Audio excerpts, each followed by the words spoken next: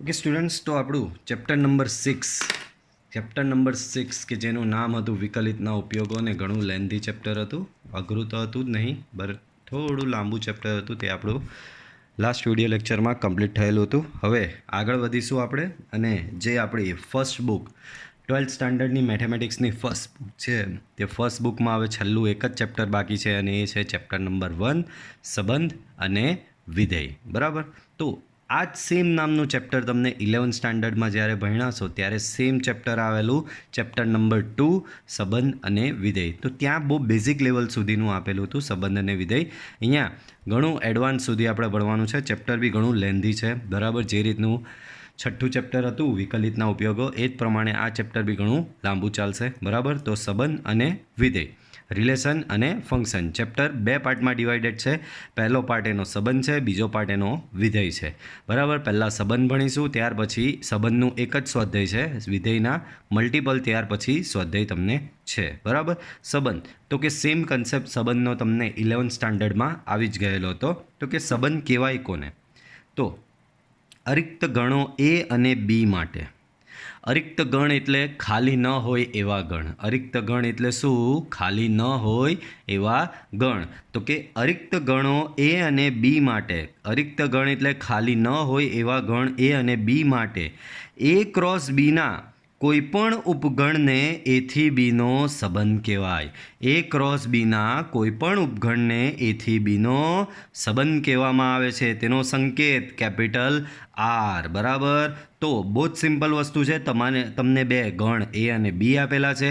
એ બે ગણ પરથી તમારે એનો કાર્તેઝીય ગુણાકાર એ ક્રોસ બી શોધવાનો. એ કાર્તેઝીય ગુણાકાર શોધાઈ જાય પછી એ ક્રોસ બીનો કોઈ પણ ઉપગણ લઈ લો, એ ઉપગણને તમારો એથી બી પરનો સંબંધ છે એમ કહેવાય. તો આર સબસેટ એ ક્રોસ બી થશે, એટલે કે તમારો સંબંધ એ ક્રોસ બીનો ઉપગણ હશે. આ થિયરીમાં સમજ નહીં પડી હોય તો ભૂલી જાઓ, વાંધો નહીં. આપણે જો આનામાં બધું સમજ પડી જશે. અહીંયા બે ગણ આપેલા તમને, એ બરાબર 1 2 3, અને બીજો ગણ આપેલો છે બી બરાબર 4 5. તો સૌથી પહેલાં શું કર્યું? એ ક્રોસ બી શોધી લીધું. આ એ અને આ બી. એ ક્રોસ બી કેવી રીતે શોધતા હતા યાદ કરાવો. તો કે આનો પહેલો ઘટક લેવાનો, એની સામે દરેક ઘટક સાથે જોડ બનાવી દેવાનો. તો 1ની 4 સાથેની જોડ, 1ની 5 સાથેની જોડ. પછી આનો બીજો ઘટક લેવાનો, એની બંને ઘટક સાથે જોડ બનાવી દેવાની. 2ની 4 સાથે જોડ, 2ની 5 સાથેની જોડ. ત્રીજો ઘટક, એની બંને ઘટક સાથે જોડ, 3ની 4 સાથેની જોડ, 3ની 5 સાથેની જોડ. બરાબર. હવે કોઈક ગણ એક મેં એવો લઈ લીધો 1 5 2 5 અને 3 4. કોઈક ગણ આર એવો લઈ લીધો 1 5 2 5 અને 3 4. બાળકો ચેક કરો તો કે આ ગણ એ ક્રોસ બીનો ઉપગણ છે. શું આ ગણ આર એ ક્રોસ બીનો ઉપગણ છે? તો કે હા છે.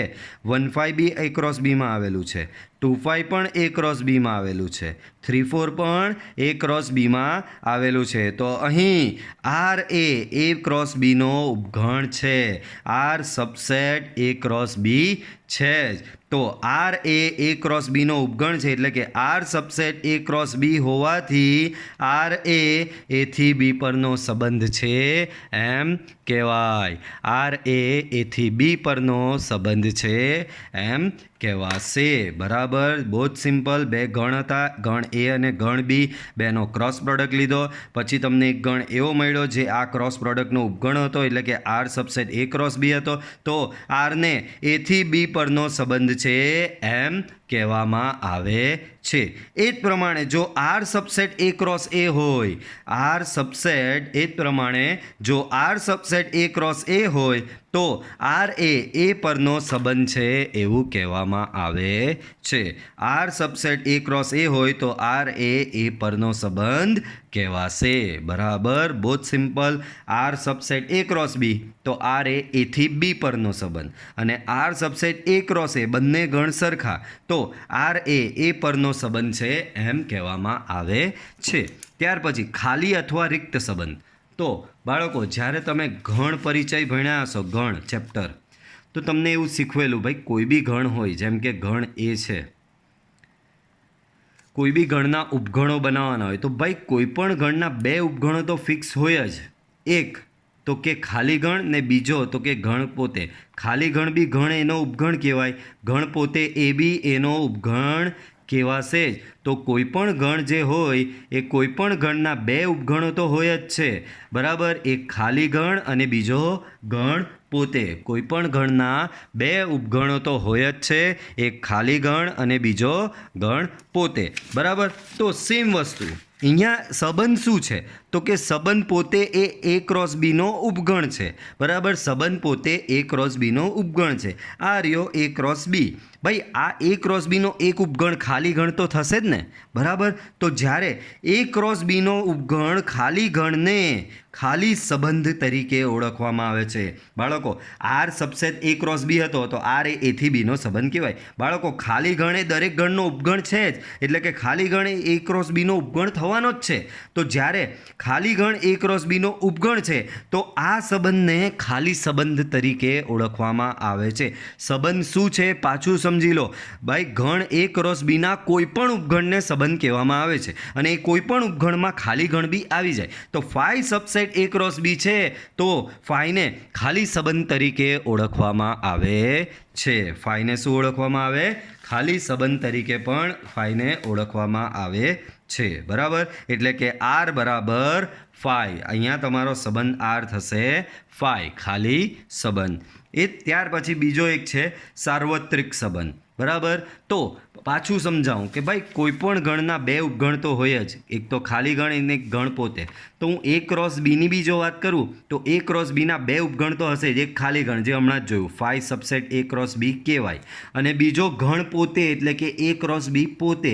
તો એ ક્રોસ બી બી એ ક્રોસ બીનો ઉપગણ થવાનો જ છે. તો જ્યારે ફાઈ સબસેટ એ ક્રોસ બી હોય તો ફાઈને ખાલી સંબંધ કહેવાય, અને એ ક્રોસ બી બી એ ક્રોસ બીનો ઉપગણ છે તો આ બી એક સંબંધ થશે જ. ફાઈ એ ક્રોસ બીનો ઉપગણ છે તો તમારો સંબંધ આર બરાબર ફાઈ થવાનો જ છે. તો આને આપણે ખાલી સંબંધ કીધો. અને એ ક્રોસ બી પણ એ ક્રોસ બીનો ઉપગણ છે તો એ ક્રોસ બી બી તમારો એક સંબંધ થશે. તો જ્યારે સંબંધ આર બરાબર પોતે એ ક્રોસ બી હોય તો એવા સંબંધને સાર્વત્રિક સંબંધ તરીકે ઓળખવામાં આવે છે. બહુ સિમ્પલ કન્સેપ્ટ. જ્યારે ફાઈ હોય આર બરાબર ફાઈ હોય તો એને ખાલી સંબંધ કહેવામાં આવે, અને આર બરાબર એ ગણ પોતે એટલે એ ક્રોસ બી આખો જ હોય તો એને સાર્વત્રિક સંબંધ કહેવામાં આવે છે. હવે આ બધું હતું અહીંયા સુધી જે હતું તે બાળકો તમારું 11th સ્ટાન્ડર્ડ જ હતું. અહીંયા સુધી જે ભણાવ્યું તે બધું 11th સ્ટાન્ડર્ડ જ હતું. 12થમાં બી એ વસ્તુ છે જ, પણ 12થનો જે નવો કન્સેપ્ટ છે તે અહીંયાથી સ્ટાર્ટ થાય છે. સ્વવાચક સંબંધ. સ્વવાચક છે, બબૂચકની વાંચતા, બરાબર. આ શું છે? સ્વવાચક સંબંધ. તો કે સ્વવાચક સંબંધ કહેવાય કોને? તો કે સંબંધ આર એ ગણ એ પરનો સંબંધ હોય. આપી જ દીધેલું છે. આર એ ગણ એ પરનો સંબંધ છે, એનો મતલબ આર સબસેટ એ ક્રોસ એ સંબંધની વ્યાખ્યા જ છે, બરાબર. કોઈ બી સંબંધ એ આ ક્રોસ પ્રોડક્ટનો ઉપગણ હોય તો આપેલું જ છે કે આર એ ગણ એ પરનો સંબંધ હોય, એટલે કે R subset A cross A હોય. તથા for all a belongs to capital A માટે, for all a belongs to capital A માટે, તો ગણ એ જે છે એના તમામ ઘટક માટે જો a comma a belongs to R હોય, એટલે કે વાત સાંભળો, for all a belongs to A માટે આપણે એક કામ કરીએ, આનું ઉદાહરણ પહેલાં જોઈ લઈએ તો તમને ઇઝીલી ખબર પડી જાય, પછી થિયરી પાછી લઈએ. બાળકો ધારો કે ગણ એ બરાબર 1 2 આપેલું છે. ગણ એ બરાબર શું આપેલું છે? 1 2. પહેલાં એ ક્રોસ એ શોધ્યો એટલે 1 2 ક્રોસ 1 2, 1 2 ક્રોસ 1 2 શોધ્યું એટલે આવું કંઈ મને મળ્યું. હવે સંબંધ આર મારી પાસે આવો છે 1 1 2 2 એન્ડ 2 1. સંબંધ આર શું છે મારી પાસે? 1 1 2 2 ને 2 1. બોલો ચેક કરો. આર એ ક્રોસ એનો ઉપગણ છે તો જો 1 1 બી એ ક્રોસ એમાં આવેલો છે, 2 2 બી એ ક્રોસ એમાં આવેલો છે, 2 1 બી એ ક્રોસ એમાં આવેલો છે. એનો મતલબ આર એ ક્રોસ એનો ઉપગણ છે, એટલે કે એનો મતલબ આર એ પરનો સંબંધ છે જ. હવે સ્વવાચક આને કેમ કહેવાય તે સમજીએ. તો બાળકો સમજો, અહીંયા ગણ એમાં કયા કયા ઘટકો આપેલા છે? 1 અને 2. તો બાળકો સંબંધમાં જુઓ, પહેલાં 1ની વાત કરીએ તો સંબંધમાં જુઓ 1 1 બી આવેલો છે, અને ટુની વાત કરીએ તો સંબંધમાં ટુ બી આવેલો છે.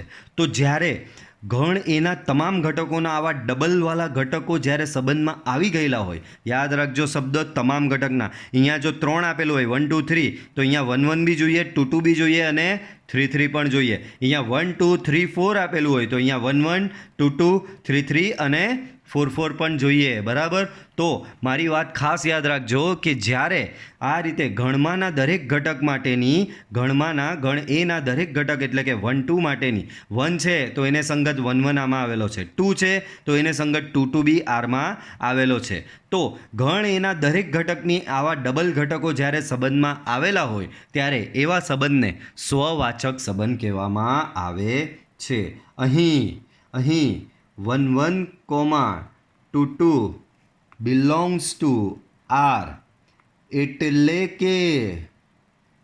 કે for all A belongs to A, એમાંના દરેક ઘટક માટે for all A belongs to A, એમાંના દરેક ઘટકની આવી ડબલવાળી જોડ તમારા આરમાં આવેલી છે. આથી આપેલ સંબંધ સ્વવાચક સંબંધ છે. સિમ્પલ ફંડા છે. તમને જે ગણ આપેલો હોય એ ગણના દરેક ઘટકના આવા ડબલિયાઓ, બરાબર. 1 છે તો 1 1 આમાં હોવો જોઈએ આરમાં, 2 છે તો આરમાં 2 2 હોવો જોઈએ. માની લો કે અહીંયા 1 2 3 આપેલું છે તો આરમાં 1 1 2 2 ને 3 3 હોય તો તમારો સંબંધ એ સ્વવાચક સંબંધ છે એમ કહેવાય. તો તમારો સંબંધ સ્વવાચક સંબંધ છે એવું કહેવાય. બરાબર. ચાલો તો હવે સ્વવાચકને થિયરિટિકલી બી જોઈએ તો કે આર એ ગણ એ પરનો સંબંધ હોય. ચોખ્ખું આપેલું છે આર એ ગણ એ પરનો સંબંધ હોય એટલે કે R subset A cross A. R એ ગણ એ પરનો સંબંધ એનો મતલબ R subset A cross A તથા for all a belongs to A એટલે કે ગણ એના દરેક ઘટક માટે એના આવા ડબલિયા એટલે કે 1 હોય તો 1 1, 2 હોય તો 2 2, 3 હોય તો 3 3. ગણ એના દરેક ઘટક, યાદ રાખજો કોઈ બી એક ઘટક રહી જાય તો તમારો સંબંધ સ્વવાચક નથી. માની લો કે અહીંયા ગણ એમાં 1 2 3 4 છે અને આરમાં 1 1 છે, 2 2 છે, 3 3 છે પણ 4 4 નથી, તો તમારો સંબંધ સ્વવાચક સંબંધ થશે નહીં. યાદ રાખજો ગણ એના દરેક ઘટકની ડબલવાળી પેર તમારી આરમાં હોવી જોઈએ. તો અહીંયા એ જ કહે છે for all a belongs to A માટે એ બિલોંગ્સ ટુ આર એટલે કે એ આર એ, આને બીજી રીતે આવું બી વંચાય, એ બિલોંગ્સ ટુ આરનો બીજો મતલબ આવો બી લખાય એ આર એ. તો સંબંધ આરને સ્વવાચક સંબંધ છે એવું કહેવામાં આવે છે. ટૂંકમાં પાછું સમજી લો કે ગણ એ આપેલો હોય એ ગણ એના દરેક ઘટકના કોઈ બી ઘટક રહી નહીં જવો જોઈએ. ગણ એના દરેક ઘટકના આવા ડબલ ઘટકો જો આવેલા હોય, ગણ એના દરેક ઘટકના આવા ડબલ ઘટકો જો આવેલા હોય તો તે સંબંધને સ્વવાચક સંબંધ કહેવામાં આવે છે. બરાબર. તો યાદ રાખજો કોઈ બી ઘટક ગણ એનો કોઈ બી ઘટક રહી નહીં જવો જોઈએ. બરાબર. દરેક ઘટક માટેના એવા ડબલ ઘટકો આરમાં આવેલા હોવા જોઈએ. અને બીજી રીતે લખવું હોય તો આવી રીતે પણ લખવામાં આવે છે એ કેપિટલ આર એ. આનો મતલબ આ જ એ બિલોંગ્સ ટુ આર. તો આવા સંબંધને કેવો સંબંધ કહેવામાં આવે છે? સ્વવાચક સંબંધ તરીકે ઓળખવામાં આવે છે. ત્યારબાદ સંમિત સંબંધ. તો આર એ ગણ એ પરનો સંબંધ છે, એનો મતલબ આર સબસેટ એ ક્રોસ એ આપેલું જ છે ભાઈ. આર એ ગણ એ પરનો સંબંધ છે જ. શું છે બાળકો? આર એ ગણ એ પરનો સંબંધ છે એવું આપેલું છે, એનો મતલબ R subset A cross A. તથા for all a comma b belongs to A માટે, a comma b belongs to A માટે ધ્યાન રાખજો હવેની શરત. જો a b belongs to R હોય અને તો એ બિલોંગ્સ ટુ આર થાય એટલે કે એ બી આરમાં આવેલો હોય અને એનો ઊંધો, એ બીનો ઊંધો શું થશે? બી એ. જો એ બી આરમાં આવેલો હોય તો BAB આરમાં જો હોય તો આવા સંબંધને સંમિત સંબંધ તરીકે ઓળખવામાં આવે છે. ધ્યાન રાખજો, આમાં જો ચત્તો હોય તો જ એનો ઊંધો માંગવા જવાનું. બરાબર, ચત્તો એટલે AB. જો AB હોય અને BA અંદર આવેલો જ હોય, જો ચત્તો હોય ને એનો ઊંધો તમારો આરમાં આવેલો જ હોય, તો આવા સંબંધને કહેવામાં આવે છે સંમિત સંબંધ. પાછું સમજો, for all AB belongs to A, ગણ એના કોઈ પણ બે ઘટક માટે જો AB આરમાં આવેલો હોય તો BA પણ આરમાં હોય તો આવા સંબંધને એટલે કે ચત્તો AB અને ઊંધો BA બંને જો આરમાં આવેલો હોય તો આવા સંબંધને સંમિત સંબંધ તરીકે ઓળખવામાં આવે છે. AB belongs to R implies that BA belongs to R. અને આને બીજી રીતે આગળ હમણાં જ જોયેલું, આને ARB બી વંચાય ને આને BRAB વંચાય. તો ARB ઇમ્પ્લાઇઝ BRA હોય તો સંબંધ આરને સંમિત સંબંધ કહેવામાં આવે છે. બરાબર, જેમ કે એક ઉદાહરણ લઈએ. અહીંયા ગણ A બરાબર 1 2 3 લીધું છે. બરાબર, હવે હું સંબંધ R લઈ લઉં છું કંઈક આવો. 1 1 છે, 1 2 2 1, બસ આટલું. તો બાળકો આ સંબંધ સંમિત છે કે નહીં એ ચેક કરવાનું. તો બાળકો આમાં જો ચત્તો 1 2 છે અને એનો ઊંધો 2 1 બી આવેલો જ છે. અહીં 1 2 belongs to R implies that 2 1 belongs to R. આથી આપેલ સંબંધ સંમિત છે. ચત્તો હોય તો જ એનો ઊંધો માંગવા જવાનું. બરાબર, ચત્તો હોય તો જ એનો ઊંધો માંગવા જવાનું. જેમ કે બીજો કોઈ સંબંધ આવો આપેલો છે, 1 1 2 2 1 2 2 1 ને 3 2, આવું કંઈક આપેલું છે. તો બાળકો આ તો પેલા 1 1 ને 2 2 છે, સમાનવાળા છે, એ તો જોવાના જ નહીં. આપણે આવા બે અલગવાળા હોય ને એને પકડવાના સંમિત માટે. તો જો 1 2 છે તો એનો ઊંધો અંદર છે, ચેક કરો. 1 2 નો ઊંધો શું થાય? 2 1. તો એનો ઊંધો છે, હા આ રહ્યો. તો 1 2 નો ઊંધો અહીંયા છે, પણ સાથે સાથે 3 2 બી છે, પણ એનો ઊંધો 2 3 અંદર નથી. બાળકો યાદ રાખજો, ચત્તો હોય તો એનો ઊંધો હોવો જ જોઈએ અંદર. અને જો ચત્તો એકલો આપેલો હોય ને એનો ઊંધો નહીં હોય તો એ સંબંધ સંમિત નથી. તો અહીંયા 1 2 નો ઊંધો 2 1 ભલે છે, પણ 3 2 નો ઊંધો 2 3 નથી. એનો મતલબ આપેલ સંબંધ સંમિત નથી. તો જો રીઝન શું આપવાનું અહીં? ભાઈ 3 2 તો આરમાં આવેલો છે, પરંતુ એનો ઊંધો 3 2 નો ઊંધો 2 3 આરમાં છે તો કે નથી. 2 3 does not belongs to R. આથી આપેલ સંબંધ સંમિત નથી. આપેલ સંબંધ સંમિત નથી. હવે એક બહુ ઇન્ટરેસ્ટિંગ MCQમાં દર ફેરી પૂછાય છે આ વસ્તુ, ને મારું બી ફેવરિટ છે. ત્રીજું, એક મિનિટ જગ્યા, ચાલો અહીંયા જ કરવી પડશે.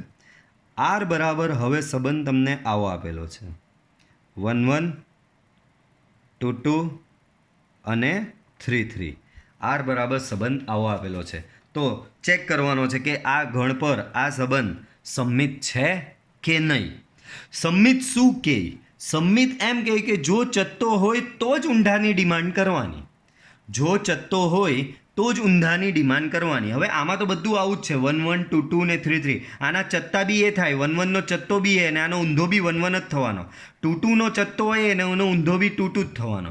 3 3 નો ચત્તો 3 3 ને એનો ઊંધો બી 3 3 જ થવાનો. હવે આ સિવાય કોઈ ઘટક આમાં છે નહીં, એટલે કે કોઈ ચત્તો ઘટક એમાં છે નહીં, તો એનો ઊંધાની ડિમાન્ડ કરવા જવાની જ નથી આપણે. ચત્તો જ નથી તો ઊંધો તો માંગવાનો જ નથી આપણે.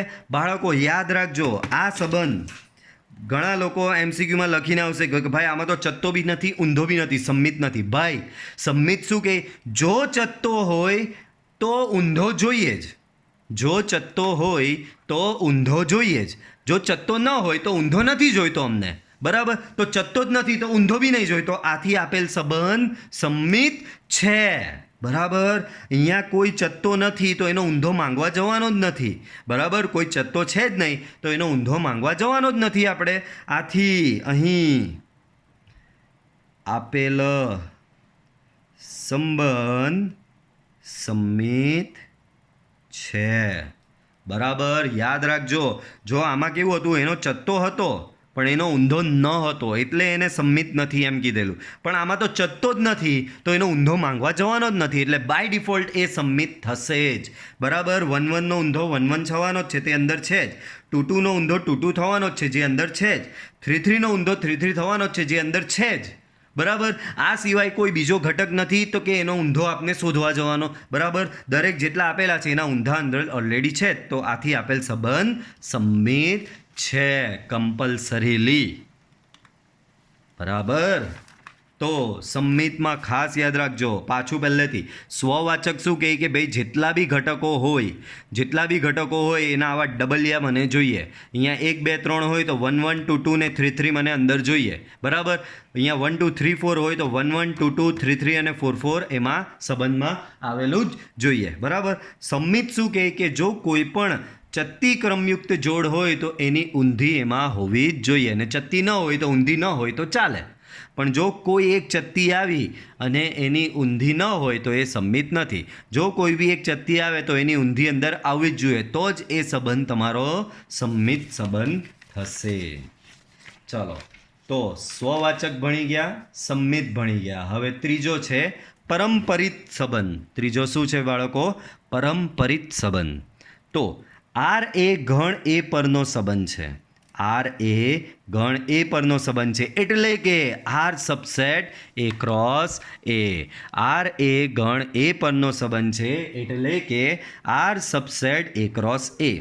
હવે આ ફેરી જો શું લખેલું? For all abc belongs to A. 3 ઘટક લીધા છે. ગણ એના 3 ઘટક લીધા છે. સંમિતમાં શું કરેલું? 2 ઘટક લીધેલા. એ બી હોય તો બી એ હોય તો તમારો સંબંધ સંમિત. સિમ્પલ હતું. એ બી હોય અને એનો ઊંધો બી હોય સંબંધમાં તો તમારો સંબંધ સંમિત. પણ આ ફેરી 3 ઘટકો છે, એ બી સી. તો જુઓ શું છે. જો એ બી હોય, એ બી પહેલા 2, બીસી હોય બીજો ને ત્રીજો, એટલે કે પહેલા 2ની જોડ, પહેલી 2 બીજો ત્રીજો, પહેલો ને બીજો ઘટક બીજા ને ત્રીજા ઘટકની જોડ, પહેલો ને બીજો એટલે એ બી બિલોંગ્સ ટુ આર તથા બીસી બિલોંગ્સ ટુ આર હોય. તો જો એસી બિલોંગ્સ ટુ આર થાય તો તમારો સંબંધ પરંપરિત છે એમ કહેવામાં આવે છે. જો એ બી પણ આરમાં આવેલો હોય, બીસી પણ આરમાં આવેલો હોય અને જો એસી બી આરમાં આવે એવું ખબર પડી જાય તો તમારો સંબંધ પરંપરિત સંબંધ છે એમ કહેવાય. સિમ્પલ લોજિક છે. એ બી અને સી છે. એ બી આરમાં આવેલો હોય, બરાબર.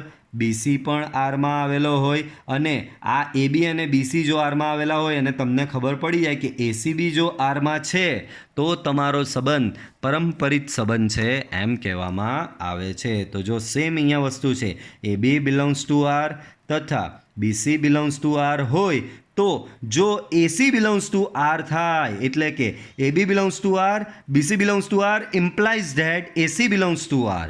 એ બી આરમાં હોય, બીસી આરમાં હોય ઇમ્પ્લાઇઝ ધેટ એસી પણ જો આરમાં હોય તો તમારો સંબંધ પરંપરિત સંબંધ છે એમ કહેવાય. સિમ્બોલિક રૂપે એને લખીએ તો આવી રીતે થશે.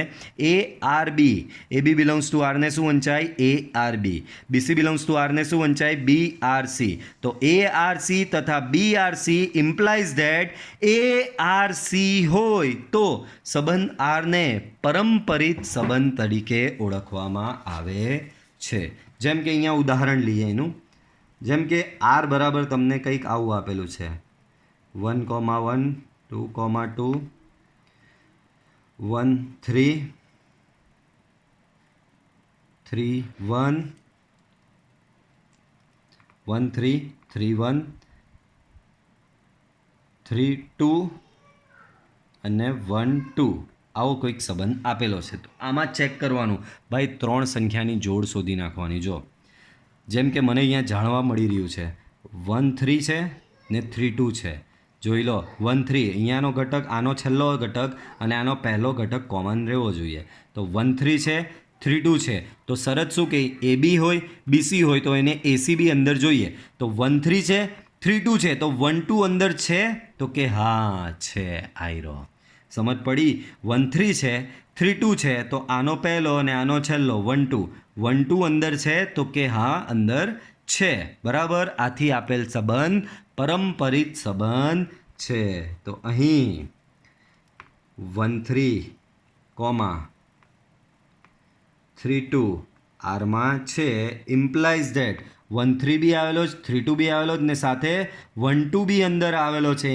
Implies that 12 also belongs to R. 12 also belongs to R. આથી આપેલ સંબંધ પરંપરિત છે. આપેલ સંબંધ પરંપરિત સંબંધ છે.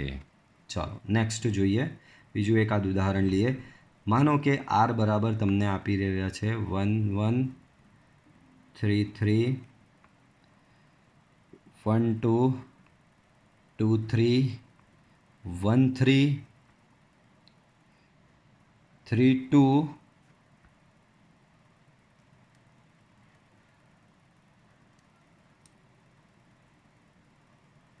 અને 21 આવું આપેલું છે. તો જુઓ બાળકો 12 છે અહીંયા 12 નો આ 2 ને 23 નો આ 2. 12 છે 23 છે તો એનો 13 હોવો જોઈએ. તો કે હા છે. પણ અહીંયા જુઓ 32 છે 21 છે 32 છે 21 છે અહીંયા 22 છે પણ 31 અંદર આવતો નથી. જુઓ 31 કશે આવે છે તો કે નહીં આવતો. તો કે પહેલા બે છે આર્યા એબી અને બીસી આરમાં આવેલો છે પણ એસી આરમાં આવેલો નથી. એવી સિચ્યુએશન અહીંયા રાઇઝ થઈ તમારી. બરાબર. તો 32 is belongs to R. 21 also belongs to R but 31 does not belongs to R. બરાબર. અહીં 32, 21 belongs to R implies that 31 belongs to R. બરાબર. 32 and 21 R માં આવેલો છે implies that 31 બી R માં 31 does not belongs to R. 31 R માં આવેલો નથી. 32 છે 21 છે પણ 31 આવેલો નથી. બાળકો પહેલા બે હોય તો જ ત્રીજો માંગવા જવાનું. સબમિટમાં બી એવું હતું ચત્તો હોય તો જ એનો ઊંધો ઘટક માંગવા જવાનું. ચત્તો હોય તો ઊંધો હોવો જોઈએ. જો ચત્તો હોય અને ઊંધો ન હોય તો સબમિટ નથી. ચત્તો હોય અને ઊંધો પણ હોય તો સબમિટ છે. તો આમાં બી એવું જ છે. પહેલા બે હોય અને જો ત્રીજો હોય તો સબમિટ છે પણ પહેલા બે જ ન હોય તો ત્રીજો શોધવા જ નહીં જવાનો હોય આપણે. બરાબર. તો અહીંયા પહેલા બે છે પણ ત્રીજો નથી. આથી આપેલ સંબંધ પરંપરિત નથી. ચાલો આમાં બી આગળ જેવું પેલું એક ઉદાહરણ લઈએ. ધારો કે આર બરાબર 11 છે 22 છે અને બીજું એક લઈ લઈએ 32 આવું કંઈક લીધું. પરંપરિત શું કહે પહેલા બે હોય તો જ ત્રીજો માંગવા જવાનો. પહેલા બે જ ન હોય તો ત્રીજો માંગવા જવાનો જ નથી. બાળકો આમાં 11 અને 22 એ તો પેલા સ્વવાચક જેવા થઈ ગયા. 32 છે બીજો કોઈ ઘટક જ નથી એ સિવાયનો. 32 છે તો એની માટે 21 જોઈએ. બરાબર. એવો ઘટક અહીંયા છે જ નહીં. બરાબર. તો ઘટક જ નથી એટલે કે પહેલા બે જ નથી તો ત્રીજો માંગવા જવાનો જ નથી. એટલે બાય ડિફોલ્ટ આ સંબંધ તમારો પરંપરિત થશે. સબમિટ જેવું ચત્તો હોય તો ઊંધો માંગવા જવાનું પણ ચત્તો જ ન હોય તો ઊંધો માંગવા જવાનું જ નથી. ચત્તો જ નહીં હોય તો ઊંધા નહીં હોય તો બી ચાલે. તો બાય ડિફોલ્ટ એ સંબંધ સબમિટ થાય. તો અહીંયા બી પહેલા બે જ ઘટક નથી તો ત્રીજો બી માંગવા જવાનો નથી. આથી બાય ડિફોલ્ટ સંબંધ તમારો પરંપરિત થશે જ. આથી આપેલ સંબંધ પરંપરિત છે. બરાબર. આપેલ સંબંધ પરંપરિત છે. બોલો આ જ સંબંધમાં હું તમને પૂછું બોલો શું આ સંબંધ સ્વવાચક છે? આ સંબંધ હું તમને આ જ સંબંધ આપેલો છે. આ રહ્યો તમારો ગણ 1 2 3 4. શું આ સંબંધ સ્વવાચક છે? તો કે ના નથી. 11 છે 22 છે આ 3 નો 3 3 બી જોઈએ 4 નો 4 4 બી જોઈએ જે આમાં છે જ નહીં એટલે સ્વવાચક નથી. ચાલો આ જ સંબંધમાં હું તમને પૂછું કે શું આ સંબંધ સંમિત છે? તો કે સંમિત પણ નથી. કેમ? 32 છે તો એનો ઊંધો ચત્તો છે 32 તો એનો ઊંધો 23 જોઈએ કે નહીં તમને? ચત્તો 32 આપેલો હોય તો એનો ઊંધો 23 અંદર હોવો જ જોઈએ જે છે નહીં. આથી આપેલ સંબંધ સંમિત પણ નથી, સ્વવાચક બી નથી, સંમિત પણ નથી. જો આ સંબંધની વાત કરીએ, શું આ સંબંધ સ્વવાચક છે? તો જોઈએ. 1 1 છે, 3 3 છે, ભાઈ 2 2 ને 4 4 ની કમી છે, આથી એ સ્વવાચક નથી. ચાલો સંમિતનું વિચારીએ. 1 2 છે એનો ઊંધો 2 1 છે, યસ કરેક્ટ. 2 3 છે એનો ઊંધો 3 2 બી છે, પણ 1 3 છે એનો ઊંધો 3 1 અંદર નથી. 1 3 ચત્તો આપેલો છે પણ એનો ઊંધો 3 1 અંદર નથી. તો માત્ર આ એક ઘટકને લીધે આ સંબંધ સંમિત થતો અટકી ગયો. માત્ર એક જ ઘટકને લીધે આ સંબંધ સંમિત થતો અટકી ગયો. જેમ કે આ સંબંધની વાત કરીએ, બોલો આ સંબંધ સ્વવાચક છે? તો કે નથી. કેમ? 1 1 2 2 છે, 3 3 4 4 નથી. ચાલો સંમિતનું વિચારો. 1 3 છે, 3 1 છે, યસ. ચાલો આ બેનો ઊંધો મળી ગયો. 3 2 છે, 3 2 નો ઊંધો શું થાય? 2 3. ભાઈ નથી. 3 2 નો ઊંધો 2 3 આમાં નથી, આથી આપેલ સંબંધ સંમિત નથી. બરાબર. તો 3 કન્સેપ્ટ છે: સ્વવાચક, સંમિત અને પરંપરિત. સ્વવાચક શું કહે કે ભાઈ દરેક ઘટકના ડબલ તમારા અંદર હોવા જોઈએ. સંમિત શું કહે? તો કે જો ચત્તો હોય તો એનો ઊંધો અંદર હોવો જ જોઈએ. પરંપરિત શું કહે? જો પહેલા બે AB અને BC અંદર હોય તો ત્રીજો AC પણ અંદર હોવો જ જોઈએ. તો તમારો સંબંધ પરંપરિત થાય. નેક્સ્ટ, સામ્ય સંબંધ. તો સામ્ય સંબંધમાં નવું કશું જ નથી. આપણે અત્યાર સુધી 3 વસ્તુ ભણી ગયા: સ્વવાચક, સંમિત અને પરંપરિત. તો જો તમારો સંબંધ R સ્વવાચક બી હોય, સંમિત પણ હોય, પરંપરિત પણ હોય, તો સંબંધ R ને કેવો સંબંધ કહેવામાં આવે છે? સામ્ય સંબંધ કહેવામાં આવે છે. જો તમારો સંબંધ R સ્વવાચક પણ હોય, સંમિત પણ હોય અને પરંપરિત પણ હોય, તો તમારા સંબંધને કયો સંબંધ કહેવામાં આવે છે? સામ્ય સંબંધ કહેવામાં આવે છે. 3 3 એક સાથે તમને કોઈ R એક એવો મળી ગયો જે એક સાથે 3 3 થાય જ છે, એક સાથે 3 3 થાય જ છે, તો એ સંબંધને કહેવામાં આવે છે સામ્ય સંબંધ. જો R સામ્ય સંબંધ હોય તથા XY બિલોંગ્સ ટુ R હોય તો X સામ્ય Y એવું લખવામાં આવે છે. આ ખાલી જાણકારી માટે છે. જો એક ઉદાહરણ લઈ લઈએ. જેમ કે 1 2 3 તમને આપેલું છે. તો હવે સંબંધ R તમને આપેલો છે આવો: 1 1 2 2 3 3, 1 2 2 3 1 3, 2 1